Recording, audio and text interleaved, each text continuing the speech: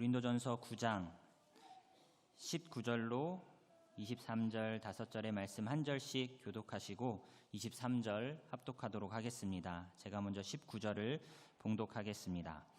내가 모든 사람에게서 자유로우나 스스로 모든 사람에게 종이 된 것은 더 많은 사람을 얻고자 함이라.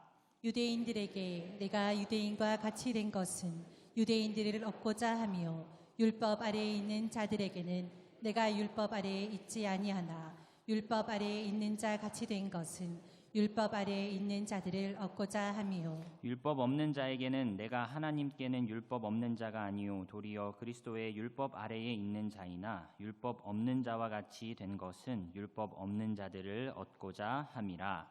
약한 자들에게 내가 약한 자와 같이 된 것은 약한 자들을 얻고자 하며 내가 여러 사람에게 여러 모습이 된 것은 아무쪼록 몇 사람이라도 구원하고자 함이니. 함께 읽겠습니다. 내가 복음을 위하여 모든 것을 행함은 복음에 참여하고자 함이라.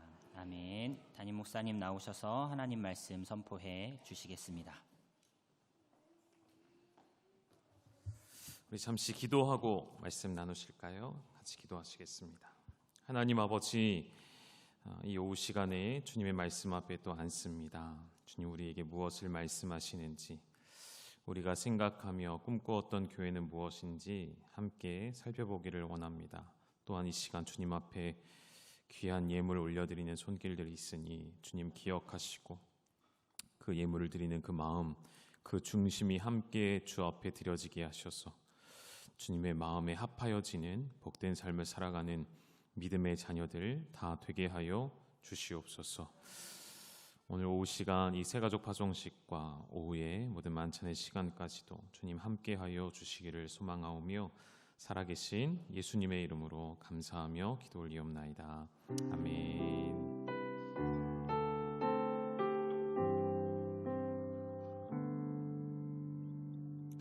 할렐루야. 아멘. 우리 옆에 있는 분과 인사하실까요? 오전에도 만나고 오후에도 만나니 너무 긴가요? 이렇게 아주 줄여서 반갑습니다. 반갑습니다. 반갑습니다. 하루 종일 보니 얼마나 좋은지요. 네, 정말 그렇죠. 네, 제가 보니까 1부 예배부터 나와 계시는 분들도 계시거든요. 1부 예배 드리시고 쭉 교회 봉사하시고 교회 이곳저곳을 살피시고 이렇게 또 예배 자리에 또 나와 계신 오후 예배까지 나와 계신 분들이 여기 많이 계십니다. 감사합니다. 가족이라는 것이 그렇잖아요. 같이 사는 것, 같이 숨쉬는 것, 같은 울타리 안에 살아가는 것. 교회가 그런 모습들을 점점 가져가는 것 같아서 보여지는 것 같아서 참 감사하다는 생각이 듭니다. 오늘 새가족 파송 예배로 드려집니다. 그래서 우리 아이들도 함께 많이 와 있고요. 그래서 괜찮습니다. 새가족 여러분들도 괜찮습니다. 이렇게 아이들이 소리내도 우리 성도님들은 다 이게 훈련이 되어 있으시거든요. 괜찮습니다. 편하게 아이들 두셔도 괜찮고요. 오늘 이 본문의 말씀을 택한 것은 바울이 말하는 그 고백 속에서 교회라 함은 여러 가지가 있겠지만 그 중에 한 가지만 이런 교회여야 하지 않을까를 좀 나누고 싶어서 이 본문을 좀 택했고요. 이 본문의 말씀이 바울이 계속 우리 바울 이야기를 하고 있는데 바울이 예수 그리스도의 부르심을 받고 난 후에 내가 무엇을 해야 할까, 내가 어떤 사역을 해야 할까 고민할 때에 그 사역의 방향성이라고 할까요? 그가 나아가야 할 길을 잘 표현된, 잘 고백된 구절이 있다면 저는 이 말씀인 것 같아요. 거꾸로 생각을 해보면 저와 여러분이 하나님께서 우리를 택하시고 부르셨어요. 오래전부터 계획하셨고 심지어 우리가 이 땅에 태어나기도 전부터 하나님은 창세 전에 우리를 택하실 계획을 세우셨다고 우리는 믿죠. 그것을 하나님의 주권이라고도 고백하고요. 하나님의 선택이라고도 우리는 말을 하는데, 그런데 문제는 우리는 그리스도인으로 그리스도의 부르심 가운데 서 있지만 시간이 지나면 지날수록 우리를 왜 부르셨는지를 자꾸만 잊게 되어진다는 것이죠. 나를 왜 부르셨지? 나를 부르신 목적이 무엇인지를 자꾸만 망각하며 살게 된다는 것이죠. 또한 우리를 구체적으로는 열방교회 공동체로 하나님께서 불러주셨습니다. 물론 여러분이 택한 것처럼 보여지지만 여러분이 수많은 의정부의 교회들 가운데 열방교회를 다녀야겠다, 열방교회를 출석해야겠다, 열방교회에 등록해야겠다라고 생각하고 오셔서 앉아 계시지만 우리는 이 가운데 반드시 하나님의 보이지 않은 섭리가 있음을 믿는 것이고 우리를 열방교회라는 공동체로 부르신 무엇이 있을까요? 하나님의 목적과 계획이 반드시 있음을 믿습니다. 믿으시죠? 네, 믿으셔야 돼요.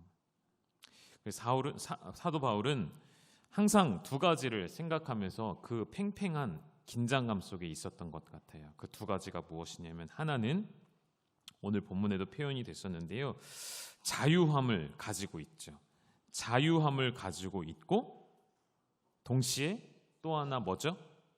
나는 그리스도의 오늘 오전에도 좀 얘기 드렸는데 나는 그리스도의 종으로서의 정체성을 갖고 있었어요. 자유인이면서 종이라는 거예요.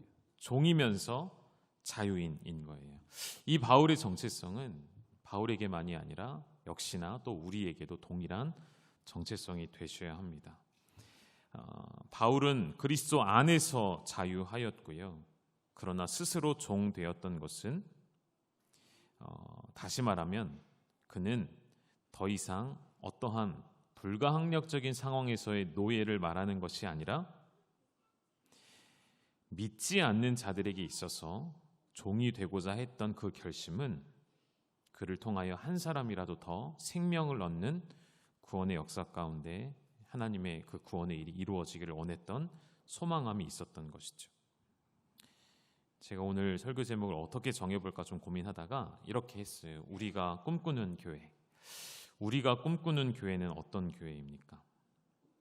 여러분이 꿈꾸시는 교회, 여러분이 혹시 찾으시는 교회, 여러분이 원하시는 교회의 모습은 어떤 모습일까요? 오늘 새가족 파송식을 하게 되면서 궁금했어요. 여러분에게는 열방교회가 어떤 교회로 보여지고 어떤 교회로 여겨지실까? 저를 비롯해서 수많은 열방교회 기존의 우리 성도님들은 이 공동체 안에 계속 머물기 때문에 이 열방교회가 어떤 공동체인지 우리는 스스로 생각은 하지만 때로는 밖에서 비춰질 때는 어떤 교회인지 잘 모를 때가 있거든요. 오늘 세 분이 간증을 하시는 것으로 알고 있는데 제가 유심히 한번 들어보려고요. 괜히 부담을 드리나? 어떤 교회로 비춰질지 참 궁금하더라고요. 제가 원하는 것은, 우리 모두가 바라는 것은 우리 열방교회가, 열방교회에 속한 모든 공동체 지체들이 자유함 속에서 서로에게 종됨을 인정하는 교회가 될 수 있기를 주님의 이름으로 축복합니다. 자유함 속에 종됨으로 서로를 섬기는 그러한 교회가 될 수 있기를 주님의 이름으로 축원합니다. 사도 바울의 고백 다시 한번 좀 보시면요. 고린도전서 9장 21절과 22절 말씀 우리 화면에 있는데요. 같이 한번 읽어보시죠. 시작. 율법 없는 자에게는 내가 하나님께는 율법 없는 자가 아니요 도리어 그리스도의 율법 아래에 있는 자이나 율법 얻는 자와 같이 된 것은 율법 없는 자들을 얻고자 함이라. 22절도 같이 읽으시죠. 시작. 약한 자들에게 내가 약한 자와 같이 된 것은 약한 자들을 얻고자 하며 내가 여러 사람에게 여러 모습이 된 것은 아무쪼록 몇 사람이라도 구원하고자 함이니 율법 아래에 있는 자, 율법 없는 자에게는 내가 하나님께 율법 없는 자가 아니고 도리어 그리스도의 율법 아래에 있는 자이지만 율법 없는 자와 같이 되었다. 이게 똑같은 말이 계속 막 반복되는 것 같은데 쉽게 말하면 이런 것입니다. 약한 사람에게는 내가 똑같이 약한 사람이 되어준다는 것입니다. 내가 그 사람에게는 그 사람에게 맞게 맞춰준다는 거예요. 마치 예수님이 그렇게 하신 것처럼 예수님이 우리를 당신의 수준까지 끌어올리셔서 구원해 주신 것이 아니시죠. 우리 예수님은 어떻게 하셨죠? 예수님이 오히려 우리의 모습, 우리의 형상, 우리의 그 낮은 곳으로 임하여 주시어서 우리와 같이 되어 주시어서 그것을 종의 형체를 가지셨다라고 표현하죠. 만왕의 왕이신 예수님께서 종의 형체를 가지사 우리와 같이 되심으로 우리를 구원하신 방법 그대로 바울은 내 앞에 연약한 자들의 그 상황에 맞춰주며 그들의 마음을 얻고자 그들과 동일한 존재가 되어지기를 원했던 것이죠. 예수님 당시에 가장 신앙생활을 잘하던 사람들이 누구일까요? 바리새인들이죠. 이 바리새인들은 자신들이 가장 하나님을 잘 섬긴다고 주장해 왔고 생각해 왔을 것입니다. 안식일도 제일 잘 지키고요. 율법도 가장 철저하게 지키는 무리들이었습니다. 그런 그들을 향해 예수님은 뭐라고 말씀하십니까? 그 모든 것들이 헛되며 너희의 착각이라고 말씀하시지 않으셨습니까? 혹 우리 교회가 주일 성수를 잘하고 예배를 뜨겁게 드리고 찬양할 때 막 열정이 넘치고 그런데 우리 주님이 우리에게 오셔서 너희가 가장 잘하고 있다는 것 번지수가 틀렸다 하시면 어떻게 할까요? 정말 중요한 것은 눈에 보여지는 것이 아니라 여러분 한 사람 한 사람의 마음과 생각 속에 예수 그리스도를 누구라 생각하며 예수 그리스도의 몸된 지체들을 향하여 어떤 마음을 갖고 있는가가 더 중요한 본질적 문제가 되어지지 않을까요? 여러분 신약에 나오는 교회를 지칭하는 헬라어 단어는 에클레시아이죠. 여러분 많이 들어보셨죠? 에클레시아.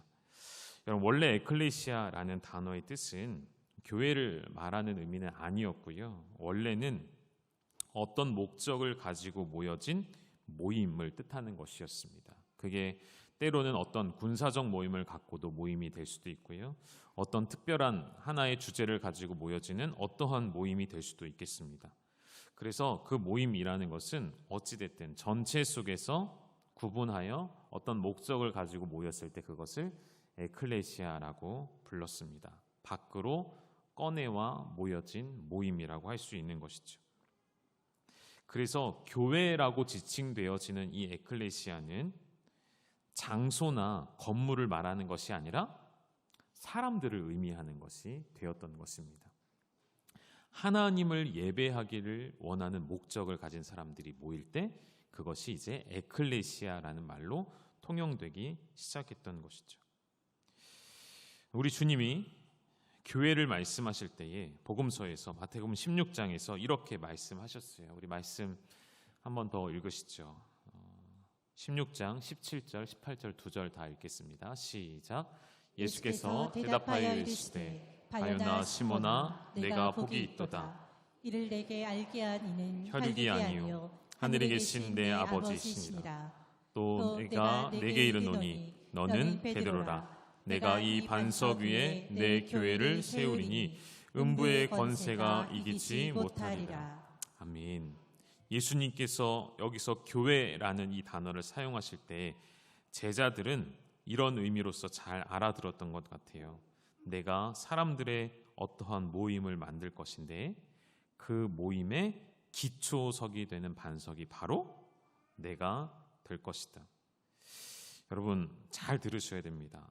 교회의 정체성을 가장 크게 흔드는 바람 중에 하나가 그 강풍 중에 하나가 제가 어젠가 뉴스 보니까 터키였나요? 터키의 어떤 높은 첨탑이 이렇게 그냥 쓰러져 버렸어요. 이렇게 강풍으로 인해 쓰러졌다고 하더라고요. 오래된 첨탑으로 제가 기억을 하고 있는데 그것이 그냥 이렇게 옆으로 그대로 쓰러지는 사람이 다치진 않았다고 하는데 건물을 혹은 탑을 쓰러뜨리는 그 강풍, 교회라는 공동체의 정체성을 흔들어대는 세상에 오해가 있는, 착오가 있는 그런 강풍 중에 하나는 교회가 장소로서 역임받기 시작할 때 열방교회 하면 의정부시 부용로 168 여기가 의정부 열방교회야 라고 생각하게 되어질 때 교회는 정체성의 혼란을 가질 수 있다는 것이죠. 왜 이런 말씀을 드리냐면 제가 종종 말씀드리는 내용이에요.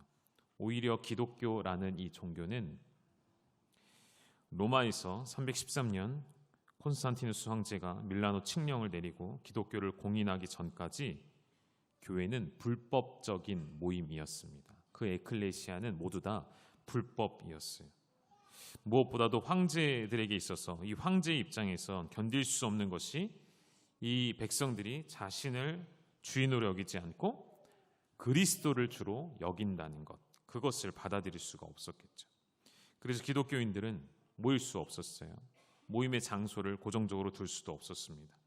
예수를 믿는다는 이유로 박해와 겁박과 심지어는 목숨을 잃는 일까지도 있었으니까요. 그런데 여러분, 그 시대에 기독교가 공인되기 그 전 시대에 그 땅에 교회가 없었다라고 말을 할 수 있나요? 아니라는 것이죠. 그 땅에 교회는 분명히 있었습니다. 장소로서 존재하지 않고 무엇으로 존재했죠? 하나의 목적을 함께 가진 자들로서, 혹은 흩어져 있을지라도 같은 목적을 가지고 있는 성도 한 사람 한 사람을 통하여서 그 시대에는 교회가 있었음을 우리는 알고 있습니다. 그러나 오히려 기독교가 정식으로 모임을 갖도록 공인이 된 이후에는 세상이 달라지기 시작했죠. 교회가 달라지기 시작했죠. 격식이 없던 교회 안에 예전이라는 것이 생기기 시작했습니다. 형식이 생겨나기 시작했습니다. 313년 칙령 이후에, 기독교가 공인된 이후에 그때부터 교회는 어디에 힘을 쏟기 시작했을까요? 치장하는 데 힘을 쏟기 시작합니다. 조금 더 화려한 교회당, 사제들이 입는 화려한 예복들, 성가대가 입는 화려한 복장들, 화려한 불을 피우고 화려한 장식들로 교회를 꾸미기 시작했습니다. 여러분, 이게 무슨 모습이냐면 그 당시 사람들이, 로마 사람들이 황제를 섬길 때 하는 것처럼 하나님을 섬기는 모습을 그렇게 따라갔던 거예요. 황제를 숭배할 때 그러한 화려함으로 황제를 섬겼는데 예수님을 섬길 때 그렇게 화려하게 섬기기를 원했던 것 같아요. 점점 사람들은 예배를 드리는 것이 아니라 예배의 구경꾼이 되어가기 시작하죠. 예수 그리스도를 믿는 믿음으로 인해 순교의 피를 흘렸던 그 사람들의 마음과 정신을 이어받기보다는 후대의 사람들은 무엇을 하기 시작했을까요? 그 사람들을 기념하는 기념 예배당을 짓기 시작했죠. 점점 에클레시아가 아니라 이동하지 않는, 변하지 않는 장소로서의 교회가 점점 고착화되기 시작했던 것이죠. 교회는 점점 타락합니다. 시간이 흐르면 흐를수록 교회는 산으로 가기 시작했죠. 말씀을 좀 빨리 정리하겠습니다. 여러분, 우리가 말하는 교회는, 우리가 말하는 열방이라는 이름을 가진 우리 교회는 어떠한 교회라고 생각하십니까? 여러분, 깊이 고민해 보셨으면 좋겠습니다. 제가 오늘 답을 다 드리진 않을 것 같고요. 여러분이 고민하셔야겠습니다. 우리는 교회라는 정체성을 무엇으로 생각하고 있는지. 그리고 그 답을, 우리 새가족 여러분, 그 답을 여기서는 찾을 수 없을 수 있고요. 어디서 찾냐면 제자반 하고요, 사역반 하고요, DTS 안에서 찾을 수 있거든요. 들어오셔서 꼭 그 답을 찾아가시기를 축복합니다. 오늘 예수님은 성전에 머물기보다는 성전에 가셨다가 성전을 벗어나셨습니다. 그리고 이 성전은 무너질 것이라 말씀을 하셨죠. 우리가 거룩하게 여기는 것이 하나님의 본체, 진리가 되어지지 않으면 우리가 겉으로 세우는 모든 화려한 것들은 무너지는 날이 반드시 올 것입니다. 계속 건물로서 확장되어지는 교회는 언젠가 무너지고 사라지고 말 교회가 될 것입니다. 그러나 여러분 한 사람 한 사람이 그리스도의 진실한 교회가 되어지실 때 그 교회는 꺼지지 않는 불꽃이 되어서 온 세상을 밝히는 빛이 될 줄로 믿습니다. 그런 방향으로 우리 교회는 함께 걸어가기를 원합니다. 그래서 오늘 새가족 이제 일반 교회로 파송되어진 우리 모든 새가족 여러분, 이 마음을 함께 품으시고 또 함께 열방과 함께 달려가는 복된 신앙생활이 될 수 있기를 주님의 이름으로 축원합니다.